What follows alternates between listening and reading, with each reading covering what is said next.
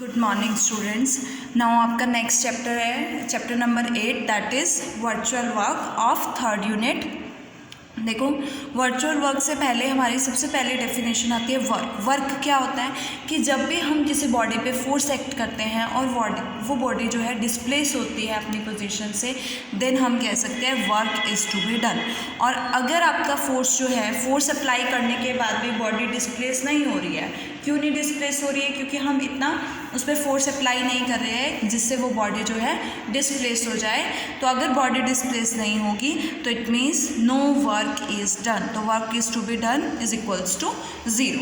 So first definition है a force acting on a body is said to do work when its point of application is displaced from one position to the other along the line of action of force। कि जब आपका point of application जो है वो displace हो जाता है one position से अदर पोजीशन पे along the line of action of force, then we can say that work is to be done. Now measurement of work, हम वर्क को कैसे मेज़र करेंगे? लेट एफ बी, हमने एक फोर्स लिया है F, capital F B, a force जो P point पे एक्ट कर रहा है। इस पी पॉइंट का पोजीशन वेक्टर जो है वो आर है। विद रिस्पेक्ट टू ओ हमने एक पोजीशन वेक्टर क्या लिया है? आर वेक्टर लिया है। एंड लेट द पॉइंट, हमने फोर्स अप्लाई किया और ये पी पॉइंट जो है डिस्प्लेस होके क्या हो जाता है? क्यू पॉइंट हो जाता है। और कितने डिस्टेंस से? डी आर डिस्टेंस से डिस्प्लेस हो जाता है एंड बिकम्स पॉइंट क्यू। तो ये इसका पोजीशन वेक्टर क्या हो गया? डी आर हो गया। देन ओ क्यू, क्यू का पोजीशन वेक्टर क्या हो गया इसके रिस्पेक्ट में? आर प्लस डी आर होगा। नाउ वर्क डन क्या होगा? Force into displacement. फोर्स क्या है? एफ, और डिस्प्लेसमेंट क्या है? D R. So we write F dot D R. अब मैंने क्या लिखना है? डी आर का कॉम्पोनेंट एफ का कॉम्पोनेंट, सॉरी डी आर के अलॉन्ग, या मैं बोल सकती हूँ डी आर का कॉम्पोनेंट एफ के अलॉन्ग। तो डी आर का कॉम्पोनेंट एफ के अलॉन्ग क्या होगा? अगर मैं दो परपेंडिकुलर डायरेक्शंस लूँ, ये एंगल थीटा है तो ये क्या होगा? डी आर कॉस थीटा, और ये क्या होगा? D R sine theta.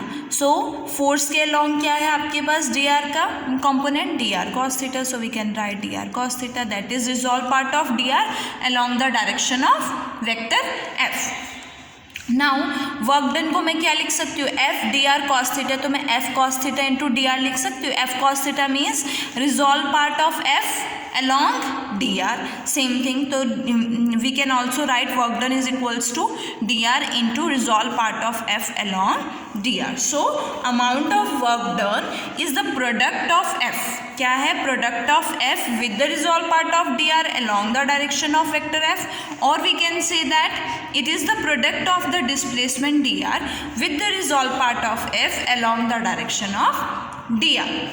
Now work done आपका पॉजिटिव भी हो सकता है और नेगेटिव भी हो सकता है। वो किस पे डिपेंड करता है? थीटा पे डिपेंड करता है कि एक्यूट है या एब्ट्यूज है।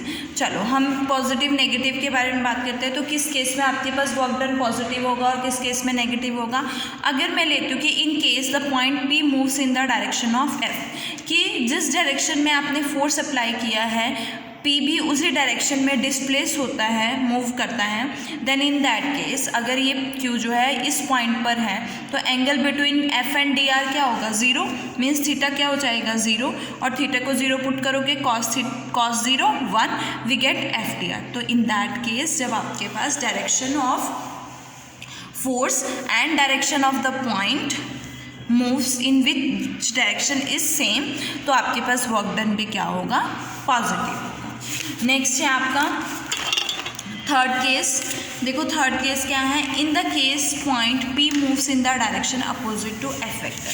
अगर एफ वेक्टर की, देखो अगर एफ वेक्टर के अपोजिट डायरेक्शन में इसकी डिस्प्लेसमेंट होगी, इस तरफ होगी, तो थीटा क्या होगा? पाई होगा। तो we can say that theta is equals to pi and cos pi is equals to, substitute करोगे amount of work done, cos pi is equals to -1 and we get minus F D R. And in this case जब आपके पास direction जो है force के opposite होगी displacement की, then in that case आपके पास वर्क डन क्या होगा? नेगेटिव। अगर सेम डायरेक्शन होगी तो वर्क डन क्या होगा? पॉजिटिव। अब वो केस देखते हैं जिसमें वर्क डन 0 होगा। Work done 0 means F D R cos theta is equals to 0। Force आपका ज़ीरो नहीं हो सकता, तो either D R is equals to zero और cos theta is equals to zero. Means work done कब zero होगा, या तो डिस्प्लेसमेंट ज़ीरो हो जाए, है ना, कि फोर्स अप्लाई किया but there is no displacement, then in that case we can say that work done is zero. Second है cos theta zero. Cos theta zero means cos theta की value theta is equals to pi by 2। It means जब point of application जो है वो force के साथ क्या बनाएगा, डिस्प्लेसमेंट जो है फोर्स के साथ क्या बनाएगी, राइट एंगल बनाएगी, then in that case we can say that work done is zero. तो देयर आर टू केसेस जिसमें आपके पास वर्क डन ज़ीरो होगा। फर्स्ट डिस्प्लेसमेंट ज़ीरो और सेकेंड अगर डिस्प्लेसमेंट और डायरेक्शन ऑफ फोर्स जो है वो राइट एंगल पे होगी, in that case we can say that work done is zero. Now अब यूनिट्स ऑफ वर्क हैं, जैसे आपके पास FPS सिस्टम में फुट पाउंडर होती है, CGS सिस्टम में आर्क बोलते हैं वर्क की यूनिट, एंड MKS सिस्टम में जूल, और 1 joule is equals to 10⁻⁷ ergs होता है। जैसे आपने ड्यू टू ग्रेविटेशन भी देखा होगा, अगर ड्यू टू ग्रेविटेशन जब भी आपका वर्क डन होता है वो किस केस में होता है कि कितना आपने वेट को लिफ्ट किया है थ्रू अ हाइट। तो जितनी हाइट अगर आपकी डिस्प्लेस होती है या इंक्रीज होती है या डिक्रीज होती है, उस केस में हम कह सकते हैं work is to be done. Now अब हमारा फर्स्ट आर्टिकल है work done by a number of forces. अगर मैं work done by a number of forces की बात करूं तो if a system of forces acting at a point, एक पॉइंट पर एक सिस्टम ऑफ फोर्सेस एक्ट कर रहे हैं और एक स्मॉल डिस्प्लेसमेंट जो है प्रोड्यूस हो रही है, then the algebraic sum of the work done by the separate forces is equal to the work done by their resultant. कि आपने सपोज ओ पॉइंट पे number of forces P1 P2 P3 and up to so on आपने एक system of coplanar forces act किया है और O point जो है ओ से ए डिस्प्लेस हो गया। तो वो क्या कहना चाहता है कि इन फोर्सेस के द्वारा जो इन फोर्सेस के थ्रू जो डिस्प्लेसमेंट होगी उनका जो वर्क डन होगा उनका सम किसके इक्वल होगा, जो इन सभी फोर्सेस का रिजल्टेंट होगा वो उसका जो वर्क डन होगा उसके इक्वल होगा। तो मैंने P1 P2 P3 up to सोन सभी फोर्सेस ले लिए, तो वर्क डन बाय P1 क्या होगा, डिस्प्लेसमेंट क्या है OA, और resolve part of P1 along A OA आएगा।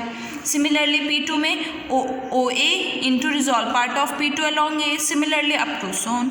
अब algebraic sum of the work done of the all forces क्या बनेगा, OA इंटू OA तो आपके पास सब में कॉमन आएगा, OA into algebraic sum of resolve part of forces along OA, कि OA के अलॉन्ग जितने भी रिजॉल्व पार्ट्स होंगे उनका अलजेब्राइक सम, और वो किसके इक्वल होता है, एज यू नो दैट वो किसके इक्वल होता है, रिजॉल्व पार्ट ऑफ रिजल्टेंट के इक्वल होता है अलॉन्ग OA। तो we can say that work done by the resultant force R, कि अलजेब्राइक सम जो होगा algebraic sum of the work done by all forces is always equals to work done by the resultant force R। और in case कि अगर आपके पास system of forces equilibrium में है तो रिजल्टेंट R 0 होगा और algebraic sum of work done भी क्या होगा, 0 होगा। नाउ नेक्स्ट टॉपिक है आपका वर्चुअल वर्क। अभी तक हमने वर्क डन की बात की है, वर्क की बात की है, अब हमारा है virtual work. Virtual means he क्या होता है कि इमेजनरी, वर्चुअल का मतलब क्या होता है, इमेजनरी। तो virtual work means imaginary work. अब इमेजनरी वर्क मीन्स क्या हुआ, देखो if a rigid body undergo some displacement, अगर आपके पास कोई बॉडी है और वो अंडरगो कर रही है कुछ डिस्प्लेसमेंट कुछ सिस्टम ऑफ फोर्सेस के एक्शन से, तो जो भी कुछ amount of work actual work जो है वो डन होगा। और अगर बॉडी इक्विलिब्रियम में है, इट मीन्स इक्विलिब्रियम में under the action of system forces means there is no displacement, और अगर डिस्प्लेसमेंट नहीं होगी तो वर्क एक्चुअल वर्क भी डन नहीं होगा। बट नाउ सपोज कि आपके पास एक सिस्टम ऑफ फोर्सेस है और जो एक बॉडी पे एक्ट कर रहा है जो कि इक्विलिब्रियम में है। अब हमने इमेजिन किया कि वो बॉडी जो है वो स्लाइड डिस्प्लेसमेंट अंडरगो कर रही है विद ज्योमेट्रिकल, सभी ज्योमेट्रिकल कंडीशंस को सेटिस्फाई करते हुए। तो if a point A of the body A point of the body जहाँ पे सिस्टम ऑफ फोर्सेस एक्ट कर रहे हैं, हमने इमेजिन किया कि वो डिस्प्लेस हो गया बी पॉइंट पे, then A to B, A B जो डिस्प्लेसमेंट होगी that is called virtual displacement of the point A. It means we imagined that A displaces to B in, ये किस केस में होगा, इक्विलिब्रियम के केस में होगा। तो word virtual is use to imply that the displacement is only imagined and not an, मीन्स आपने डिस्प्लेसमेंट जो है सिर्फ इमेजिन की है, एक्चुअल डिस्प्लेसमेंट नहीं हुई है। और जो थ्योरम्स आपके वर्क पे सेटिस्फाई करेंगी, ट्रू होंगी, वही एक्चुअल डिस्प्लेसमेंट पे होंगी। जो एक्चुअल डिस्प्लेसमेंट पे ट्रू होंगी वही वर्चुअल डिस्प्लेसमेंट के लिए भी ट्रू होंगी। तो hence virtual work done by a force is equal to force into projection of virtual displacement in the direction of force. तो वर्चुअल वर्क की डेफिनेशन क्या है, force into projection of virtual displacement in the direction of force. Now next है आपका topic principle of virtual work. देखो principle of virtual work क्या कहता है कि अगर आपके पास एक सिस्टम ऑफ फोर्सेस है जो किसी बॉडी पे एक्ट कर रहा है और सिस्टम ऑफ बॉडी जो है इक्विलिब्रियम में है, देन अगर सिस्टम एक स्मॉल डिस्प्लेसमेंट अंडरगो करता है और सभी ज्योमेट्रिकल कंडीशंस के साथ कंसिस्टेंट टाइम में सेटिस्फाई करता है, then in that case algebraic sum of the virtual work done by the system of forces is zero. Again repeat, system of forces acting on a body and bodies is in equilibrium और system फिर भी एक small displacement undergo करता है consistent with all its geometrical conditions, then in that case algebraic sum of virtual work done by the system of forces क्या होगा, जो virtual work done होगा by the system of forces उसका algebraic sum क्या होगा, zero होगा। Conversely अगर algebraic sum of virtual work done zero है, देन फोर्सेस जो है कैसे होंगे, इक्विलिब्रियम में होंगे। देखो इससे रिलेटेड आर्टिकल है principle of principle of virtual work for a system of coplanar forces acting on a particle. कि एक सिस्टम ऑफ कोप्लेनर फोर्सेस है, वो एक पार्टिकल पे एक्ट कर रहा है, हमें उस केस में वर्चुअल वर्क फाइंड आउट करना है। दो मेथड्स हैं, एक वेक्टर मेथड है, एक कार्टेशियन मेथड है। वेक्टर मेथड मैं कराऊंगी आपको, कार्टेशियन मेथड आप खुद ट्राई करोगे। ओके, तो स्टेटमेंट क्या है, necessary and sufficient condition that a particle acted upon bye a number of coplanar forces. क्या है प्रिंसिपल के अकॉर्डिंग कि जो नेसेसरी और सफिशिएंट कंडीशन है कि एक पार्टिकल पे number of coplanar forces act कर रहे हैं, वो इक्विलिब्रियम में कब होंगे, जब sum of virtual work done by the forces in any small virtual displacement क्या होगा, जीरो होगा, consistent with the geometrical conditions. Means अगर आपके पास algebraic sum of virtual work done by the forces is equal to zero है, तो forces कैसे होंगे, इक्विलिब्रियम में होंगे। अगर फोर्सेस इक्विलिब्रियम में है तो सम अलजेब्राइक सम क्या होगा, जीरो होगा। तो देखो इसका प्रूफ हमने क्या लिया है, F1 F2 Fn with the number of n आपके पास कोप्लेनर फोर्सेस हैं जो O पॉइंट पर एक्ट कर रहे हैं। ड्यू टू दिस फोर्सेस हमने ओ डैश क्या लिया, एक स्मॉल वर्चुअल डिस्प्लेसमेंट हो रही है O dash with the small virtual displacement such that R जो है आपका रिजल्टेंट जो है वो ओ डैश के परपेंडिकुलर नहीं है।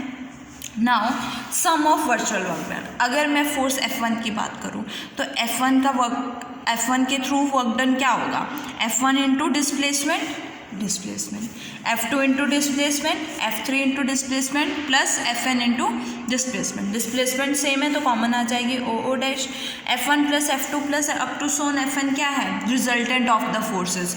सो we can write this resultant R dot R into O dash. Now ये तो आपके पास वर्चुअल वर्क डन था। अब नेसेसरी कंडीशन पे आते हैं।